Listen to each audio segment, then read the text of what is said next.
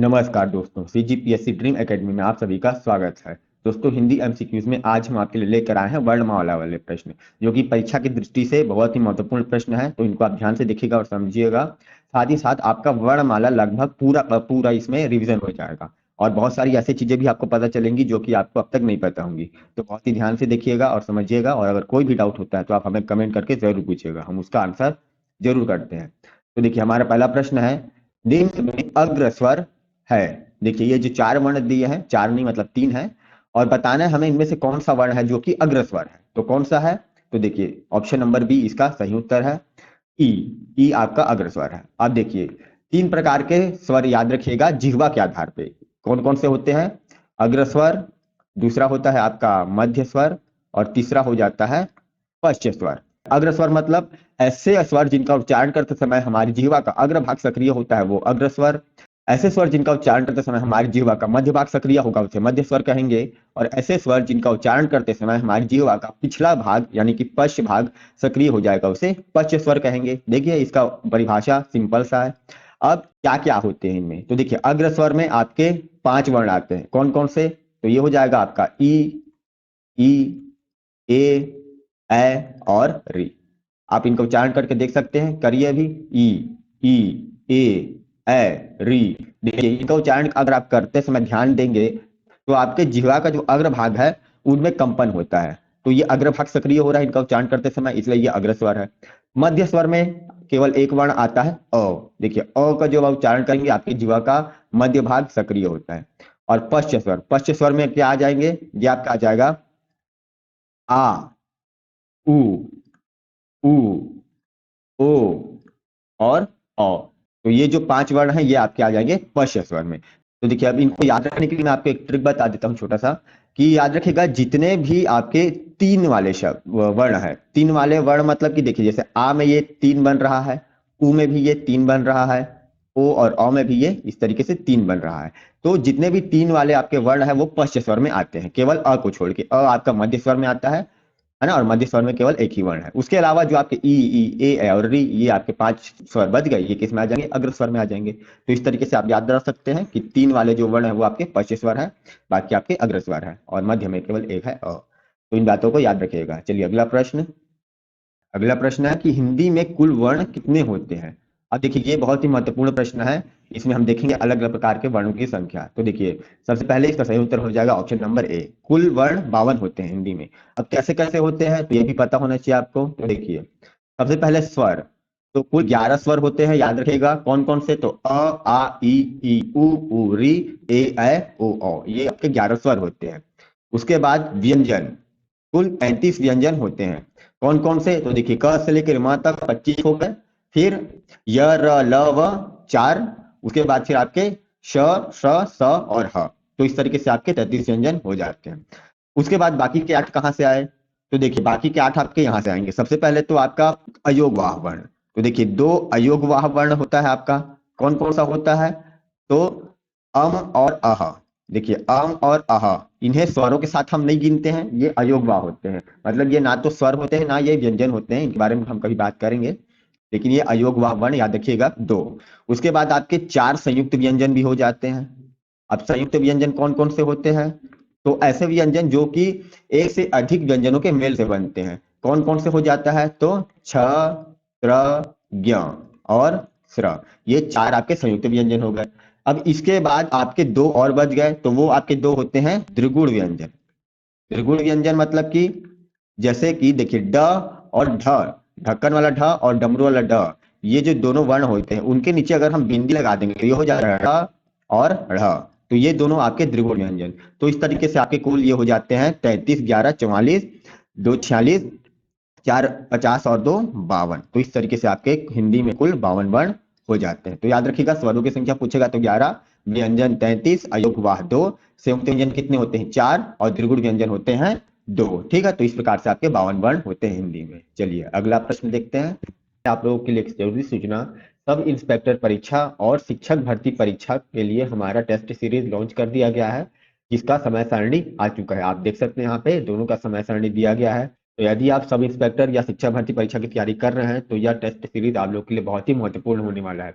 क्योंकि यह पूरी तरीके से आयोग के पैटर्न पर आधारित है। जिस तरीके से परीक्षा में आप लोगों से प्रश्न पूछा जाने वाला है, बिल्कुल उसी तरीके से हम लोगों ने यहाँ पे आप लोगों के लिए प्रश्न डिजाइन किया है। तो यदि आप इनमें से किसी भी परीक्षा की तैयारी कर रहे हैं तो आप यह टेस्ट सीरीज ज्वाइन कर सकते हैं, या फिर अगर आप चाहें तो अपने मित्रों को भी इस चीज की सूचना दे सकते हैं कि हमारा टेस्ट सीरीज चालू हो चुका है और उन्हें वो ज्वाइन कर सकते हैं। अधिक जानकारी के लिए ये दिया गया जो नंबर है, इस पे आप कॉल या व्हाट्सएप करके अधिक जानकारी प्राप्त कर सकते हैं। रजिस्टर करने के लिए आप लोगों को एक रजिस्ट्रेशन फॉर्म भरना पड़ेगा, जिसका लिंक आप लोगों को नीचे डिस्क्रिप्शन में और कमेंट बॉक्स में मिल जाएगा। तो उस फॉर्म को भर के आप रजिस्टर करवा सकते हैं। वहां पे आप लोगों को इसका फीस वगैरह और सारे डिटेल्स मिल जाएंगे। अब अगला प्रश्न है, किस विकल्प में अनुनासिक ध्वनि है? अब ये बड़ा महत्वपूर्ण प्रश्न है, बहुत सारे लोग इसमें भ्रमित हो जाते हैं। कैसे होते हैं देखिए, सबसे पहले इसका सही उत्तर मैं बताता हूं, क्या हो जाएगा? ऑप्शन नंबर ए, ईंट। कैसे होगा देखिए, ईंट में पहले तो यहाँ पे बिंदी लगा हुआ है, वो दिखाई नहीं दे रहा है थोड़ा सा फॉन्ट की वजह से। तो याद रखिएगा, दो प्रकार के आपकी ध्वनि, पहला तो हो गया आपका अनुनासिक ध्वनि और दूसरा होता है एक अनुस्वार ध्वनि। इन्हीं दोनों में लोग भ्रमित हो जाते हैं कि कौन सा क्या होता है। तो देखिए, सबसे पहले तो अनुस्वार मतलब क्या होता है? जो अंग की मात्रा होती है, अंग, ये जो हम शिरोरेखा के ऊपर अंग की मात्रा लगाते हैं, बिंदी लगाते हैं, ये आपका अनुस्वार होता है। अनुनासिक क्या होता है? तो चंद्र बिंदु। ठीक है, चंद्र बिंदु को हम अनुनासिक में प्रयोग करते हैं। अब कहाँ पे क्या लगेगा? तो देखिए, सबसे पहले तो हम देख सकते हैं आम में तो नहीं लगा हुआ है, ना बिंदु लगा है ना चंद्र बिंदु लगा है, तो ये तो नहीं है। संसार में हम देख सकते हैं यहाँ पे लगा हुआ है आपका अनुस्वार, संसार। और हंस में भी देख सकते हैं अनुस्वार लगा हुआ है। तो बचा क्या? ईंट। अब ईंटे में अनुनासिक कैसे है? तो देखिए, अनुनासिक ध्वनि क्या होता है? सबसे पहले तो इसका परिभाषा अगर आप देखेंगे तो ऐसी ध्वनियां जिनका उच्चारण करते समय हमारे मुंह के साथ साथ हमारे नाक से भी हवा निकलती है, अनुनासिक कहलाती है। जैसे कि ई, देखिए ई। अब देखिए, यहाँ पे कुछ लोग ध्वनि में भी नहीं पता कर पाते। इसका सबसे अच्छा तरीका है, मैं आपको समझाता हूँ। देखते देखिए, ये हंस से लिखा हुआ है ना, ये लिखा हुआ है हंस। अभी इसके ऊपर बिंदी लगा है अनुस्वार। अब इसी के ऊपर मैं चंद्र बिंदु लगा देता हूं और अब इन दोनों का उच्चारण करते हैं, तो ये हो जाएगा हंस और ये हो जाएगा हंस। देखिए, हंस, हंस, हंसना वाला हंस हो गया। तो देखिए, दोनों के उच्चारण में थोड़ा सा फर्क नजर आ रहा है, हंस, हंस, हंस, हंस। ठीक है, तो ये वाला जो आपका उच्चारण है ना, हंस, वैसे ये इंट नहीं होता, ये होता है ईंट, इंट नहीं, ईंट। ठीक है, तो ईंट आप देख सकते हैं उच्चारण किस तरीके से इसका हो रहा है। तो इससे पता चल रहा है यहाँ पे कौन सी ध्वनि है? अनुनासिक ध्वनि है। अब बोलेंगे यार यहाँ पे चंद्र बिंदु तो नहीं लगा है, यहाँ बिंदु लगा है। तो देखो क्या होता है कि शिरोरेखा के ऊपर यदि कोई मात्रा है तो वहां पे हम चंद्र बिंदु नहीं लगाते। जैसे कि ईंट है, तो इसके ऊपर देखिए ये ई की ये मात्रा हो गई, तो इसके ऊपर अब हम ऐसे चंद्र बिंदु ना लगाकर केवल बिंदी लगा देते हैं। तो ये इसका एक नियम होता है, तो इस चीज को याद रखेगा। तो अनुनासिक ध्वनि और अनुस्वार ध्वनि में आपको भ्रमित नहीं होता है, इस तरीके से आप इसको याद रख सकते हैं। चलिए अगला प्रश्न देखते हैं, किस विकल्प में मध्य स्वर नहीं है? देखिए, कौन से विकल्प में मध्य स्वर नहीं है? अब कौन सा होगा? तो देखिए, ऑप्शन नंबर डी इसका सही उत्तर है पहले तो। अब क्यों है ये देखते हैं।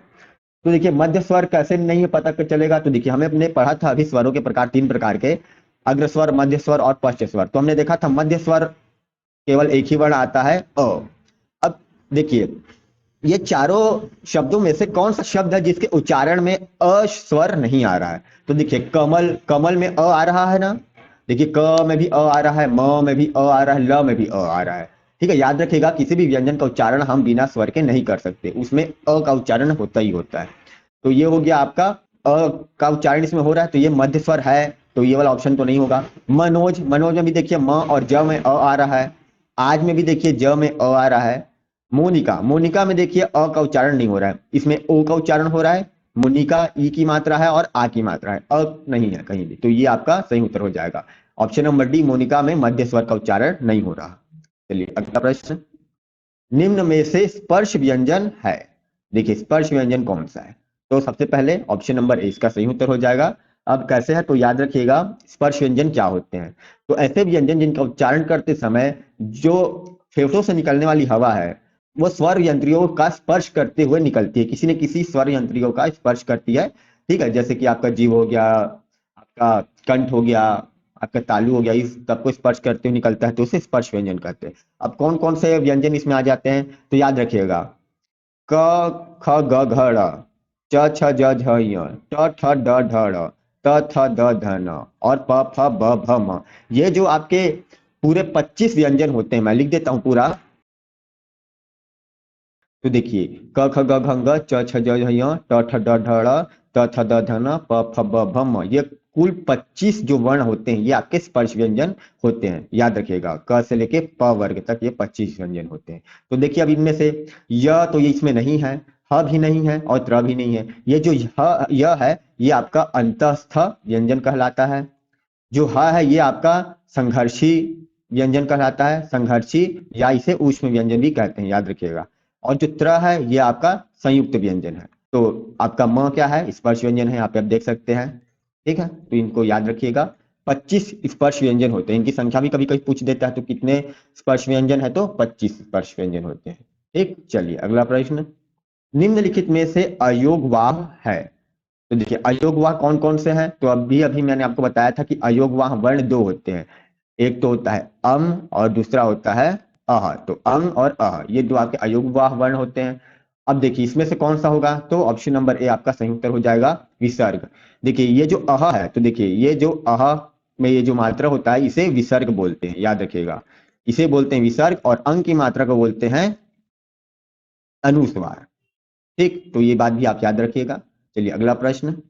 किस क्रम में स्पर्श संघर्षी व्यंजन है। देखिए अभी हमने स्पर्श व्यंजन देखा था, अब स्पर्श संघर्षी व्यंजन देखना है।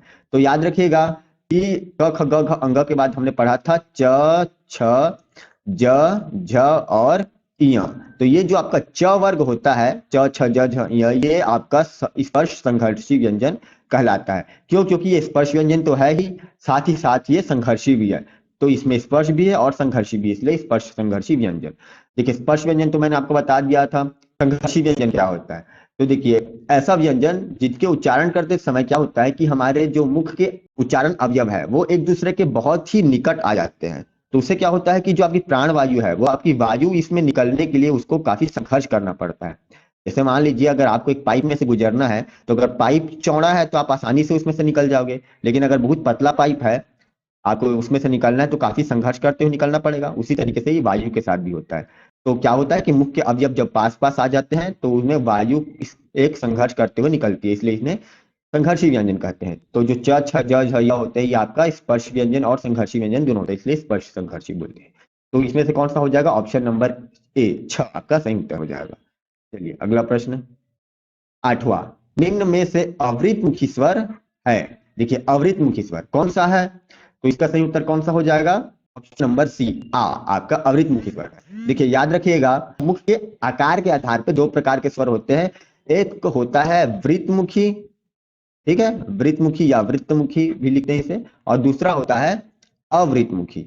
अब ये क्या होता है, तो देखिए ऐसे स्वर जिनका उच्चारण करते समय आपके मुख का आकार गोल हो जाता है वो वृत्तमुखी है, और जिन स्वर को उच्चारण करते समय मुख का आकार गोल नहीं होता वो अवृतमुखी है। देखिए जैसे कि ऊ का उच्चारण करते समय हम देख रहे हैं हमारा जो मुख है, हमारे जो होंठ है वो गोल हो जा रहे हैं, ऊ। ठीक है, तो ये आपके वृत्तमुखी स्वर होते हैं। वृत्तमुखी में कौन कौन से आ जाएंगे, आपका आ जाएगा ऊ, दोनों आपके ऊ, ओ, औ।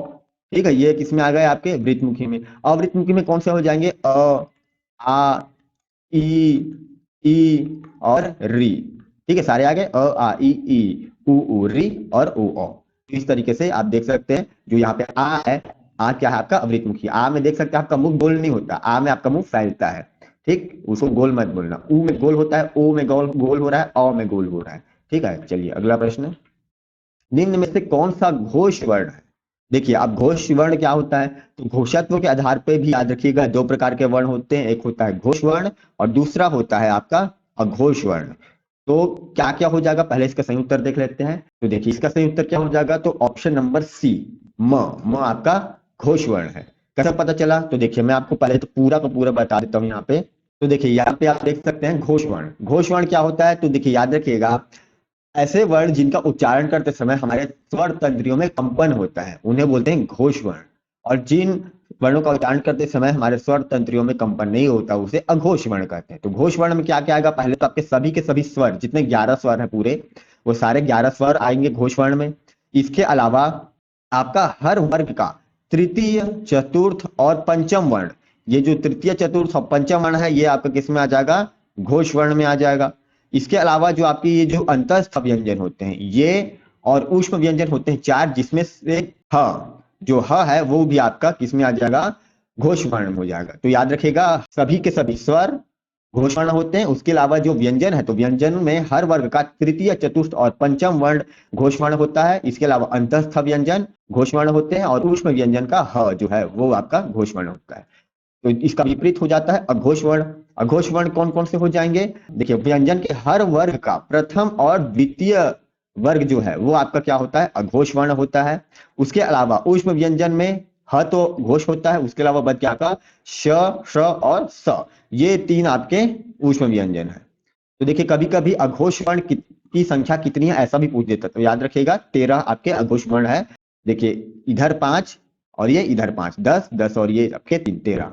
ठीक है, तो ये होते हैं घोष और अघोष वर्ण, इनको याद रखिएगा। चलिए अगला प्रश्न देख लेते हैं। स्वर होते हैं, देखिए अभी अभी हमने पढ़ा स्वर क्या होते हैं, घोष वर्ण होते हैं। अभी हमने पढ़ा ना कि जितने स्वर होते हैं क्या होते हैं? घोष वर्ण। तो ऑप्शन नंबर ए इसका सही उत्तर हो जाएगा।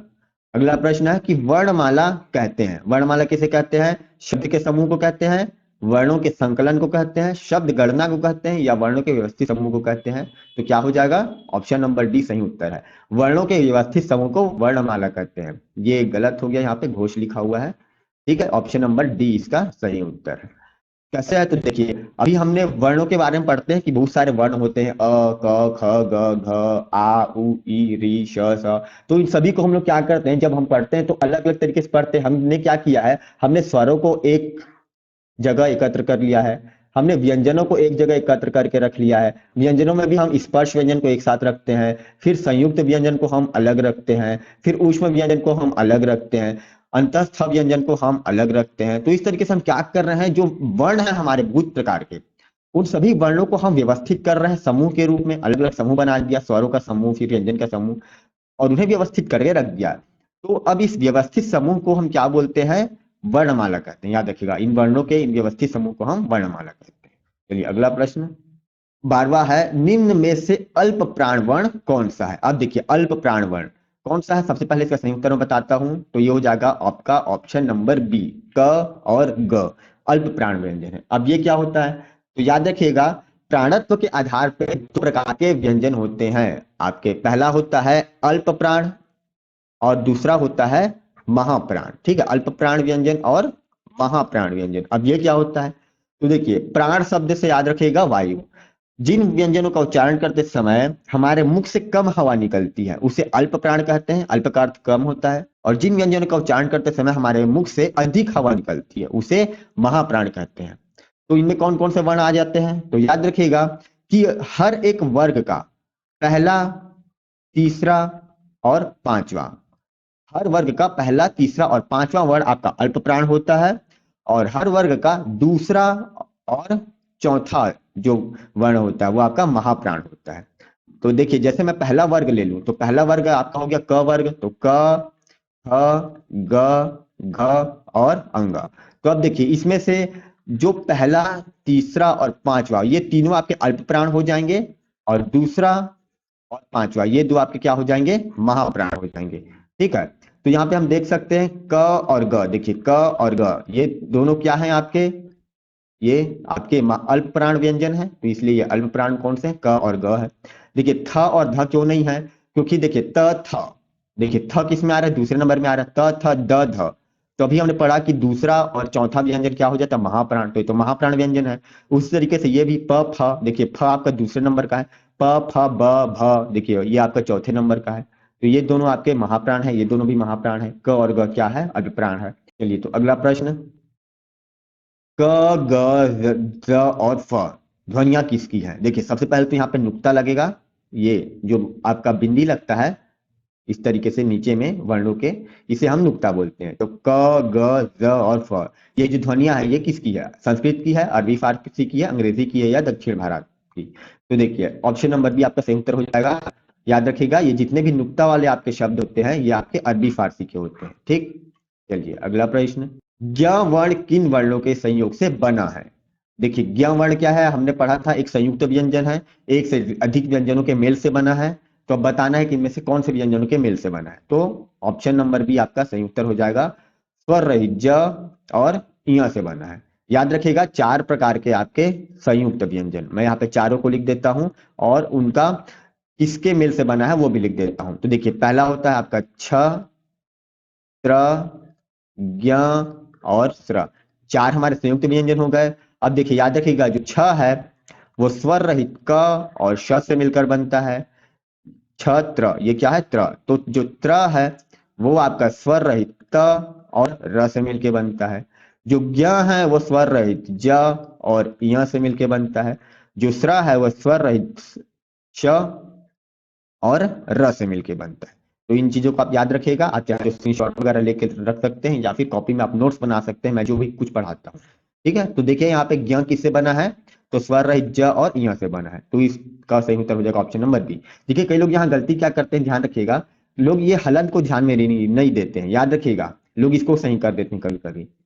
तो ध्यान रखना कि हलंत होना चाहिए क्योंकि वो स्वर रहित है ना, मतलब ये आधा ज और इ से मिलके बना है, तो ये हलंत वाला है, स्वर रहित ज और इ से मिलके बनता है। हर संयुक्त व्यंजन का पहला वर्ण आपका देखेंगे आप क्या होता है, स्वर रहित होता है। ठीक है, इस बात को ही ध्यान रखेंगे। अगला प्रश्न, च वर्ग का उच्चारण स्थान है, कौन सा है, तो ऑप्शन नंबर ए तालु। ठीक है, कैसे पता चला, तो देखिए च वर्ग का उच्चारण करके देखिए, च छ ज झ य, तो आप पाएंगे कि आपका जो जीभ है, जीभ आपके तालु को स्पर्श करता है। तो देखिए तालु को स्पर्श कर रहा है मतलब इसका उच्चारण स्थान क्या है, तालु है। याद रखिएगा च वर्ग का उच्चारण स्थान होता है तालु। ओष्ठ किसका होता है, तो प वर्ग का उच्चारण स्थान होता है ओष्ठ। कंठ किसका होता है, क वर्ग का उच्चारण स्थान होता है कंठ। ठीक, तो ये आप याद रखिएगा। अगला प्रश्न, निम्न में से कंठ ध्वनियां कौन सी है, कौन सी है, देखिए अभी अभी मैंने आपको बताया कि जो क वर्ग है वो कंठ ध्वनि है, तो ऑप्शन नंबर ए आपका सही उत्तर हो जाएगा। चलिए अगला प्रश्न, निम्न में बताइए कि किस शब्द में द्वित्व व्यंजन है, किसमें है, ऑप्शन नंबर सी में है, दिल्ली। देखिए द्वित्व व्यंजन क्या होता है, याद रखिएगा, जब भी एक से अधिक समान व्यंजन एक साथ आते हैं तो वो द्वित्व व्यंजन कहलाते हैं। और एक साथ कैसे आते हैं, तो उनमें पहला आपका स्वर रहित होता है और दूसरा स्वर सहित होता है। जैसे देखिए दिल्ली, दिल्ली में पहले आधा ल आया फिर पूरा ल आया। तो इस प्रकार से जब कोई व्यंजन आता है, दोनों समान व्यंजन है, दोनों ल है और एक साथ आया है, और एक आपका क्या है, स्वर रहित है और दूसरा स्वर सहित है, इसी तरीके से आता है, तो ये आपका द्वितीय व्यंजन हो गया। इसके अलावा जैसे रस्सी, देखिए रस्सी में पहले स्वर रहित स आया, आधा स फिर पूरा स, ये क्या आ गया, आपका द्वितीय व्यंजन हो गया। ठीक है, गुड्डू, देखिए गुड्डू में भी पहले आपका स्वर रहित ड आया फिर पूरा ड आया, ये भी आपका द्वितीय व्यंजन है। ठीक है, तो इस तरीके से जितने आपके व्यंजन होते हैं, बच्चा, ठीक है, ये भी आपका द्वितीय व्यंजन में आएगा, तो इस बात का आप ध्यान रखिएगा द्वितीय व्यंजन क्या होता है। चलिए अगला प्रश्न है, स्पर्श वर्ण कितने होते हैं, कितने होते हैं, ऑप्शन नंबर सी 25 स्पर्श वर्ण होते हैं, मैंने आपको अभी बताया था, इससे पहले हम पढ़ रहे थे स्पर्श वर्ण के बारे में, तो कुल 25 स्पर्श वर्ण होते हैं। अब चलिए अगला प्रश्न, श, श, स और ह कौन से व्यंजन कहलाते हैं। देखिए हमने पढ़ा था, मैंने आपको बताया था कि संघर्षी व्यंजन कहलाते हैं ये आपके श, श, स और ह। याद रखिएगा संघर्षी, या फिर एक और नाम है इनका ऊष्म व्यंजन, संघर्षी व्यंजन भी कहते हैं, ऊष्म व्यंजन भी कहते हैं। क्यों कहते हैं, तो याद रखिए इनका उच्चारण करते समय हमारे मुख के जो उच्चारण अवयव है वो इतने निकट आ जाते हैं कि जो वायु है उनके बीच से जब निकलती है तो उसे एक संघर्ष करना पड़ता है, इसलिए संघर्षी व्यंजन। अब ऊष्म व्यंजन क्यों कहते हैं, तो देखिए ये क्या हो रहा है, संघर्ष करते हुए निकल रहा है तो रगड़ती हुई निकलेगी, क्योंकि ये देखो मुख के अवयव पास पास आ गए हैं, तो जब हवा इनमें से निकलता है तो एकदम रगड़ते हुए निकलता है। तो जब रगड़ता है तो ये, तो यहाँ पे ऊष्मा पैदा होती है, गर्मी पैदा होती है, इसलिए इसको ऊष्मा पैदा होने की वजह से ऊष्म व्यंजन कहते हैं। ठीक है, तो ये बात याद रखिएगा। छह वर्ण किसके योग से बना है। अच्छा, अब आप लोगों के लिए प्रश्न है, क्या आप लोगों को इस प्रश्न में कुछ गड़बड़ी नजर आ रहा है क्या, अगर आपको नजर आ रहा है तो आप कमेंट करके बताइए कि हाँ इसमें क्या गड़बड़ी है। ठीक है, फिर मैं आपको बताता हूँ। तो देखिए सबसे पहले मैं इसका सही उत्तर बता देता हूँ, ऑप्शन नंबर ए इसका सही उत्तर हो जाएगा, क और श में। अब गड़बड़ी क्या है, तो देखिए मैंने बताया था कि संयुक्त व्यंजन का जो पहला वर्ण होता है वो आपका स्वर रहित होता है, तो ये ऐसा होना चाहिए था, यहाँ पे हलंत लगा होना था, लेकिन यहाँ पे नहीं लगा था, वो गलती से नहीं लगा था यहाँ पे, लेकिन आप ध्यान रखिएगा अगर परीक्षा में कभी भी इस तरीके से आता है तो फिर वो आपका वो प्रश्न विलोपित हो जाएगा। क्यों, क्योंकि वो चारों गलत है, यहाँ पे एक भी ऑप्शन सही नहीं है, हलंत तो लगा नहीं है। ठीक, इस तरीके से आपका विलोपित हो जाता है, लेकिन यहाँ पे मैं आपको बता दे रहा हूँ कि ऑप्शन नंबर ए हमने सही उत्तर लिया है, क्यों, क्योंकि मैं यहाँ पे हलंत लगा देता हूँ। ठीक है, तो अब सही हो गया। ठीक है, तो ये हो गया आपका आज का हिंदी के वर्णमाला के प्रश्न। आपको कैसा लगा कमेंट करके जरूर बताइए, अगर आपको कोई भी डाउट है तो आप हमें पूछ सकते हैं। इसके अलावा अगर आप इस चैनल पे पहली बार आए हैं तो आप इस चैनल को सब्सक्राइब जरूर कर लीजिएगा, क्योंकि इस तरीके के हम बहुत सारे अभी और वीडियोस लेकर आने वाले हैं। ये पूरा आपका एक सीरीज बनेगा जिसमें हम कई सारे आपके इस तरीके के वीडियोस लेकर आएंगे। अगर आपको वीडियो अच्छा लगा तो आप इस वीडियो को लाइक जरूर कीजिए, इससे हमें मोटिवेशन मिलता है और हमें समझ में आता है कि हाँ, आपको इस तरीके का वीडियो पसंद आ रहा है और हम इस तरीके के और अलग अलग प्रकार के वीडियो आपके लिए बनाते जाएंगे। अब इस वीडियो को आप अपने दोस्तों तक शेयर जरूर कीजिए ताकि जिस तरीके से आप कुछ सीख रहे हैं बाकी लोग भी सीख पाए। तो ठीक है दोस्तों, आज के लिए इतना ही। तब तक के लिए पढ़ते रहिए, सीखते रहिए। धन्यवाद।